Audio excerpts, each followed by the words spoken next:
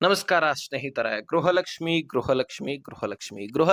ಯೋಜನೆಯಲ್ಲಿ ಸಾಕಷ್ಟು ಕಂತುಗಳು ಬರಬೇಕಾಗಿದೆ. ಕೇವಲ ಒಂದು ಕಂತು ಅಥವಾ ಎರಡು ಕಂತು ಅಂತ ಅಷ್ಟೇ ಅಲ್ಲ, 6 ಕಂತುಗಳು ಬರಬೇಕಾಗಿದೆ. ಅಂದ್ರೆ 12,000 ದುಡ್ಡು ನಿಮ್ಮ ಅಕೌಂಟ್‌ಗಳಿಗೆ ಬರಬೇಕಾಗಿದೆ. ಅದರ ಪೈಕಿ ರಾಜ್ಯ ಸರ್ಕಾರದ ಮೇಲೆ ಪ್ರೆಷರ್ ಬಿದ್ದ ಕಾರಣಕ್ಕಾಗಿ, ಸಚಿವೆ ಲಕ್ಷ್ಮಿ ಹೆಬ್ಬಾಳ್ಕರ್ ಅವರ ಮೇಲೆ ಪ್ರೆಷರ್ ಬಿದ್ದ ಕಾರಣಕ್ಕಾಗಿ, ಹಣಕಾಸು ಇಲಾಖೆಯ ಮೇಲೆ ಪ್ರೆಷರ್ ಬಿದ್ದ ಕಾರಣಕ್ಕಾಗಿ ಈಗ 3 ಕಂತುಗಳನ್ನ ಬಿಡುಗಡೆ ಮಾಡ್ಲಿಕ್ಕೆ ಮುಂದಾಗಿದ್ದಾರೆ. ಅದನ್ನ ಬಿಟ್ಟು ಬೇರೆ ಆಪ್ಷನ್ನೇ ಇಲ್ಲ, ಬಿಡುಗಡೆ ಮಾಡ್ಲೇಬೇಕು. ಯಾಕಂದ್ರೆ 6 ಕಂತುಗಳನ್ನ ಪೆಂಡಿಂಗ್ ಉಳಿಸ್ತಾ ಹೋದ್ರೆ ಮಹಿಳೆಯರ ಆಕ್ರೋಶ ಮುಗಿಲು ಮುಟ್ಟುತ್ತೆ. ಈಗಾಗಲೇ ಆಲ್ರೆಡಿ ಆಕ್ರೋಶ ವ್ಯಕ್ತಪಡಿಸೋದು, ಇನ್ನೇನ್ ಪ್ರತಿಭಟನೆ ಆಗೋದಷ್ಟೇ ಬಾಕಿ ಇದೆ. ಇನ್ನು ವಿರೋಧ ಪಕ್ಷದ ನಾಯಕರು, ಬಿಜೆಪಿ ನಾಯಕರಂತೂ ಮಹಿಳೆಯರ ಪರವಾಗಿ ನಿಂತ್ಕೊಂಡು ಬಿಟ್ಟಿದ್ದಾರೆ. ಈ ಯೋಜನೆಗಳಲ್ಲಿ ದುಡ್ಡು ಕೊಡ್ಲೇಬೇಕು, ಯಾಕಂದ್ರೆ ಕೊಡ್ತೀವಿ ಅಂತ ಹೇಳ್ಬಿಟ್ಟು ಓಟ್ ಹಾಕ್ಸ್ಕೊಂಡು ಗೆದ್ದಿದ್ದೀರಿ, ಮಹಿಳೆಯರಿಗೆ ನಂಬಿಕೆಯನ್ನ ಕೊಟ್ಟಿದ್ದೀರಿ, ನೀವು ಮಹಿಳೆಯರಿಗೆ ಮೋಸ ಮಾಡಬಾರ್ದು, ದುಡ್ಡನ್ನ ಕೊಡ್ಲೇಬೇಕಂತ ಒತ್ತಾಯ ಹೇರಿದ್ದಾರೆ. ಅದರಲ್ಲಿ ಮುಖ್ಯವಾಗಿ ಈ ಗೃಹಲಕ್ಷ್ಮಿ ಯೋಜನೆಯ ದುಡ್ಡನ್ನ ಕೊಡ್ಲೇಬೇಕು, ಬೇರೆ ಆಪ್ಷನ್ನೇ ಇಲ್ಲ ಅನ್ನುವಂತಹ ಒಂದು ರೀತಿಯಲ್ಲಿ ಸರ್ಕಾರಕ್ಕೆ ಪ್ರೆಷರ್ ಹಾಕಿದ್ದಾರೆ.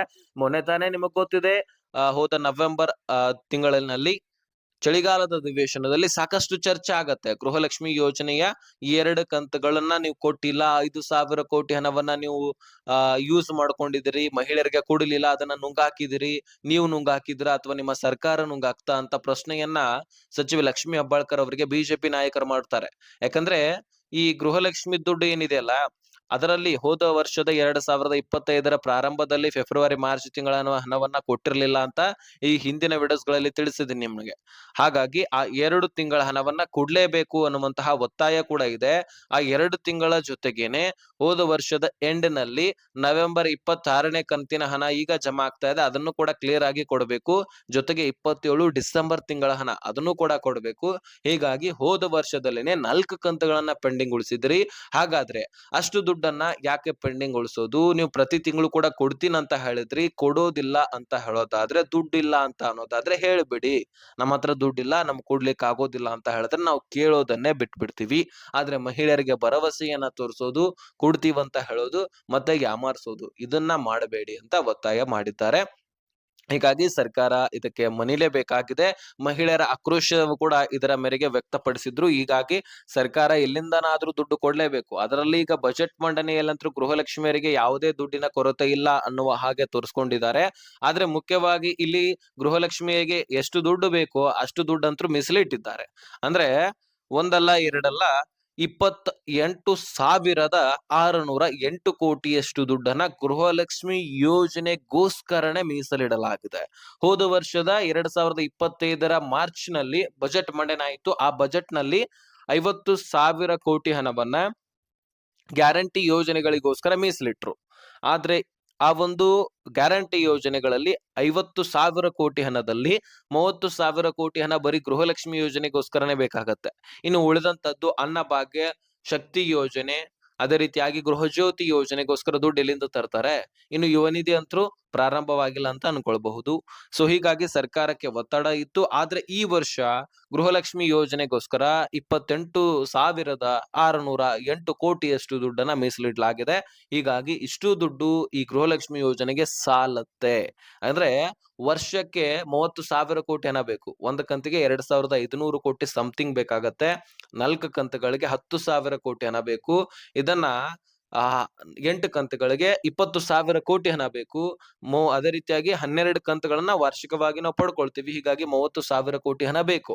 ಅದರಲ್ಲಿ ಈಗ ಸಾಕಷ್ಟು ಗೃಹಲಕ್ಷ್ಮಿಯರನ್ನ ತೆಗೆದುಹಾಕಿರುವಂತಹ ಕಾರಣಕ್ಕಾಗಿ ಒಂದ್ ಸ್ವಲ್ಪ ಕಡಿಮೆ ದುಡ್ಡೇ ಬೇಕಾಗತ್ತೆ. ಹೀಗಾಗಿ 28,608 ಕೋಟಿಯಷ್ಟು ಕಟಾನ್ಕಟಿ ದುಡ್ಡನ್ನ ಕೊಡಲಾಗಿದೆ. ಹಾಗಾಗಿ ಈ 28,608 ಕೋಟಿ ಹಣಕಾಸು ಇಲಾಖೆಯ ಬಳಿ ಇರುತ್ತೆ. ಅದರಿಂದ ಗೃಹಲಕ್ಷ್ಮಿ ಯೋಜನೆಗೆ ಎಷ್ಟೆಷ್ಟು ದುಡ್ಡು ಬೇಕಾಗತ್ತೆ, ಈ ತಿಂಗಳ 2,500 ಕೋಟಿ ಬೇಕಲ್ವಾ, ತೆಗೆದುಕೊಳ್ಳಿ ಅಂತ ಹೇಳ್ಬಿಟ್ಟು ಈ ರೀತಿ ಹಣಕಾಸು ಇಲಾಖೆ ಕೊಡ್ತಾ ಹೋಗುತ್ತೆ. ಹಾಗೆ ಸಚಿವೆ ಲಕ್ಷ್ಮಿ ಹೆಬ್ಬಾಳ್ಕರ್ ಅವರು ಕೂಡ ಪ್ರತಿ ತಿಂಗಳು ನೋಟಿಸ್ ಅನ್ನ ಕಳಿಸ್ತಾನೆ ಇದ್ರು. ಹೋದ ಒಂದು ವರ್ಷದಲ್ಲಿ ಸರಿಯಾಗಿ ದುಡ್ಡು ಕೊಡದೇ ಇರುವಂತಹ ಕಾರಣಕ್ಕಾಗಿ ಇಷ್ಟು ಕಂತುಗಳು ಪೆಂಡಿಂಗ್ ಉಳಿದಿದ್ದಾವೆ. ಹೀಗಾಗಿ ಹಣಕಾಸು ಇಲಾಖೆ ಅದಕ್ಕೆ ಕಾರಣ ಅಂತ ಸಚಿವೆ ಲಕ್ಷ್ಮಿ ಹೆಬ್ಬಾಳ್ಕರ್ ಅವರು ನೇರವಾಗಿ ಹೇಳಿದ್ರು. ಹೀಗಾಗಿ ಹಣಕಾಸು ಇಲಾಖೆಯ ಮೇಲೇನು ಕೂಡ ಪ್ರೆಷರ್ ಇತ್ತು. ಸೊ ಅದೆಲ್ಲವೂ ಕೂಡ ಪ್ರೆಷರ್ ಇದ್ದ ಕಾರಣಕ್ಕಾಗಿ ಈಗ ದುಡ್ಡು ಬಿಡುಗಡೆ ಮಾಡ್ಲೇಬೇಕು ಎನ್ನುವಂತಹ ಪರಿಸ್ಥಿತಿ ಬಂದಿದೆ. ಸೊ ಅದರಲ್ಲಿ ಈಗ 3 ಕಂತುಗಳನ್ನ ಕ್ಲಿಯರ್ ಮಾಡಲಿದ್ದಾರೆ. ಯಾವ್ಯಾವ ಕಂತುಗಳು? 26 ನವೆಂಬರ್ ತಿಂಗಳ ಹಣ, 27 ಡಿಸೆಂಬರ್ ತಿಂಗಳ ಹಣ, ಈ 2 ತಿಂಗಳ ಹಣದ ಜೊತೆಗೆ ಇದೇ ಒಂದು ವರ್ಷದಲ್ಲಿ ಜನವರಿ ತಿಂಗಳ ಹಣ ಕೂಡ ಕೊಟ್ಟಿಲ್ಲ, ಫೆಬ್ರವರಿ ತಿಂಗಳ ಹಣವನ್ನ ಕೊಟ್ಟಿಲ್ಲ. ಆದ್ರೆ ಇಲ್ಲಿ 26 ನವೆಂಬರು, 27 ಡಿಸೆಂಬರು, 28 ಜನವರಿ ಈ 3 ತಿಂಗಳ ಹಣವನ್ನ ಮೊದಲನೇ ಹಂತದಲ್ಲಿ ನಾನು ಕ್ಲಿಯರ್ ಮಾಡ್ತೀನಿ ಅಂತ ಸಚಿವೆ ಲಕ್ಷ್ಮಿ ಹೆಬ್ಬಾಳ್ಕರ್ ಅವರು ಹೇಳಿದ್ದಾರೆ. ಸೊ ಇವುಗಳನ್ನ ಕೊಟ್ಟ ತಕ್ಷಣ ಫೆಬ್ರವರಿ ತಿಂಗಳದ್ದು ಜಮಾ ಮಾಡೋದಿಲ್ಲ. ಹೋದ ವರ್ಷದ 2025ರಲ್ಲಿ ಫೆಬ್ರವರಿ, ಮಾರ್ಚ್ ತಿಂಗಳ ಹಣವನ್ನ ಏನ್ ಪೆಂಡಿಂಗ್ ಉಳಿಸಿದ್ರಲ್ಲ ಅವುಗಳನ್ನ ಮೊದಲು ಕ್ಲಿಯರ್ ಮಾಡ್ತಾರೆ. ಇವುಗಳಾದ ಮೇಲೆ ಅವುಗಳನ್ನ ಕ್ಲಿಯರ್ ಮಾಡ್ತಾರೆ. ಸೊ ಹೀಗಾಗಿ ನಿಮಗೆ ಒಟ್ಟಾರೆಯಾಗಿ ಸದ್ಯಕ್ಕೆ 3 ತಿಂಗಳ ಹಣವನ್ನ ಕೊಡಲಾಗತ್ತೆ. ತದನಂತರ ಉಳಿದಿರುವಂತಹ ಕಂತುಗಳನ್ನ ಕೊಡಲಾಗತ್ತೆ. ಸೊ ನೀವು ವರಿ ಮಾಡ್ಕೊಳ್ಳುವಂತಹ ಅವಶ್ಯಕತೆ ಇಲ್ಲ. ಇದೇ ಯುಗಾದಿ ಹಬ್ಬಕ್ಕೆ ನಿಮಗೆ ಭರ್ಜರಿ ಗುಡ್ ನ್ಯೂಸ್ ಇದೆ. 2ರಿಂದ 3 ಕಂತುಗಳಾದ್ರೂ ಬರಬಹುದು. ಇದರ ಜೊತೆಗೆ ಮಹಿಳಾ ಮತ್ತು ಮಕ್ಕಳ ಕಲ್ಯಾಣ ಇಲಾಖೆಗೂ ಕೂಡ ಎಷ್ಟು 34,929 ಕೋಟಿಯಷ್ಟು ದುಡ್ಡನ್ನ ಮೀಸಲಿಡಲಾಗಿದೆ. ಈ 34,929 ಕೋಟಿ ಈ ದುಡ್ಡನ್ನ ಸಾಕಷ್ಟು ಮಹಿಳೆಯರು ಗರ್ಭಿಣಿಯರಿರ್ತಾರೆ. ಅವರಿಗೆ ಈಗ ಎಗ್ ಕೊಡ್ತಿರ್ತಾರೆ. ಜೊತೆಗೆ ಪೌಷ್ಟಿಕ ಆಹಾರಕ್ಕೋಸ್ಕರ ಈ ಒಂದು ಉಪ್ಪಿಟ್ಟ ರವಾ ಕೊಡುವುದು. ಅದೇ ರೀತಿಯಾಗಿ ಇನ್ನಿತರ ಅವರಿಗೆ ಏನ್ ಪೌಷ್ಟಿಕತೆಯನ್ನ ಬೆಳೆಸುವಂತಹ ಐಟಮ್ಸ್ ಇರ್ತಾವಲ್ಲ ಆ ವಸ್ತುಗಳನ್ನ ಕೊಡ್ಲಿಕ್ಕೆ ಇಲ್ಲಿ ದುಡ್ಡನ್ನ ಮೀಸಲಿಡ್ಲತ್ತೆ. ಅದರ ಜೊತೆಗೇನೆ ಸಾಕಷ್ಟು ಮಹಿಳಾ ಕಾರ್ಮಿಕರಿರ್ತಾರೆ. ಅವ್ರಿಗೂ ಕೂಡ ಈ ಮಹಿಳಾ ಮತ್ತು ಮಕ್ಕಳ ಕಲ್ಯಾಣ ಇಲಾಖೆಯಿಂದ ಸಾಕಷ್ಟು ದುಡ್ಡು ಹೋಗ್ತಾ ಇರತ್ತೆ.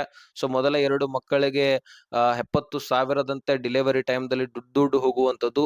ಹೀಗೆ 7,000ದಷ್ಟು ದುಡ್ಡು ಹೋಗೋದು. ಈ ರೀತಿ ಬಹಳಷ್ಟು ಯೋಜನೆಗಳು ಮಹಿಳಾ ಮತ್ತು ಮಕ್ಕಳ ಕಲ್ಯಾಣ ಇಲಾಖೆ ನಡೆಸ್ತಾ ಇರತ್ತೆ. ಅದಕ್ಕೋಸ್ಕರ ಅವರಿಗೆ 34,929 ಕೋಟಿಯಷ್ಟು ದುಡ್ಡನ್ನ ಮೀಸಲಿಡಲಾಗಿದೆ. ಅವುಗಳು ಕೂಡ ಮಹಿಳೆಯರಿಗೇನೆ ಹೋಗುವಂತದ್ದು. ಇಷ್ಟು ದುಡ್ಡನ್ನ ಸದ್ಯಕ್ಕೆ ಗೃಹಲಕ್ಷ್ಮಿ ಯೋಜನೆ ಹಾಗೂ ಮಹಿಳೆಯರಿಗೆ ಮೀಸಲಿಡಲಾಗಿದೆ. ಜೊತೆಗೆ ಶಕ್ತಿ ಯೋಜನೆ ಇದು ಕೂಡ ಮಹಿಳೆಯರದೇ. ಸೊ ಹೀಗಾಗಿ ಇದರಲ್ಲಿ ಕೂಡ 5,300 ಕೋಟಿಯನ್ನ ಮೀಸಲಿಡಲಾಗಿದೆ. ಆದ್ರೆ ಇದು ಸಾಲೋದು ಬಹುತೇಕ ಡೌಟು. ದಿನ ಬೆಳಗಾದ್ರೆ ಮಹಿಳೆಯರು ಕೂಡ ಬಸ್‌ನಲ್ಲಿ ಅಡ್ಡಾಡೋದು, ಅವರ ಕೆಲಸ ಕಾರ್ಯಗಳನ್ನ ಮಾಡ್ಕೊಳ್ಳೋದು ಇದೆಲ್ಲವೂ ಕೂಡ ಇರತ್ತೆ. ಸೊ ಹಾಗಾಗಿ ಫ್ರೀ ಆಗಿರುವಂತಹ ಕಾರಣಕ್ಕಾಗಿ 5,300 ಕೋಟಿಯಷ್ಟು ಫಂಡು ಸಾಲತ್ತೋ ಇಲ್ಲೋ ಬಹುತೇಕ ಡೌಟ್ ಇದು. ಡೌಟ್ ಅಲ್ಲ, ಡೌಟೇ ಅಂತ ತಿಳ್ಕೊಳ್ಬಿಡಿ. ಬಹುತೇಕ ಏನಿಲ್ಲ. ಸೊ ಆಲ್ಮೋಸ್ಟ್ ಡೌಟೇ. ಇದಕ್ಕಿಂತ ಹೆಚ್ಚಿನ ದುಡ್ಡು ಬೇಕಾಗತ್ತೆ. ಆದ್ರೆ ಸರ್ಕಾರ ಏನ್ ಅಡ್ಜಸ್ಟ್ ಮಾಡುತ್ತೋ ಅದನ್ನ ನಾವು ಕಾಯ್ದು ನೋಡೋಣ. ಸೊ ಮೊದಲಿಗಾಗಲೇ ಶಕ್ತಿ ಯೋಜನೆಯಲ್ಲಿ 36 ತಿಂಗಳ ಹಿಂಬಾಕಿ ಹಣವನ್ನ ಕೊಡಬೇಕಾಗಿತ್ತು ಸಾರಿಗೆ ಇಲಾಖೆಗೆ. ಅದರಲ್ಲಿ 26 ತಿಂಗಳ ಹಿಂಬಾಕಿ ಹಣವನ್ನ ಕೊಡ್ತೀವಿ ಅಂತ ಹೇಳ್ಬಿಟ್ಟು ಸಾರಿಗೆ ಇಲಾಖೆದವರಿಗೆ ತಿಳಿಸಿದ್ದಾರೆ. ಹಾಗಾಗಿ ಅದಕ್ಕೆ ಒಪ್ಕೊಂಡಿದ್ದಾರು ಕೂಡ. ಅದನ್ನ ಮುಷ್ಕರವನ್ನ ನಿಲ್ಲಿಸಿ ಎಂದಿನಂತೆ ಬಸ್ ಸಂಚಾರಗಳು ಕೂಡ ಆಗ್ತಾ ಇದ್ವು. ಸದ್ಯಕ್ಕೆ ಯಾವುದೇ ರೀತಿ ತೊಂದರೆ ಇಲ್ಲ. ಆದ್ರೆ ಇನ್ನು ಮುಂದಿನ ದಿನಗಳಲ್ಲಿ ಗೃಹಲಕ್ಷ್ಮಿ ದುಡ್ಡು ಕೂಡ ಸರಿಯಾಗಿ ಬರುತ್ತೆ ಎನ್ನುವಂತಹ ನಂಬಿಕೆ ಕೂಡ ಇದೆ. ಯಾಕಂದ್ರೆ ಇದಕ್ಕೆ ಎಷ್ಟು ದುಡ್ಡು ಬೇಕೋ ಅಷ್ಟು ಮೀಸಲಿಡಲಾಗಿದೆ. 28,608 ಕೋಟಿಯಷ್ಟು ದುಡ್ಡನ್ನ ನಿಮ್ಮ ಖಾತೆಗಳಿಗೆ ಜಮೆ ಮಾಡಲಾಗತ್ತೆ.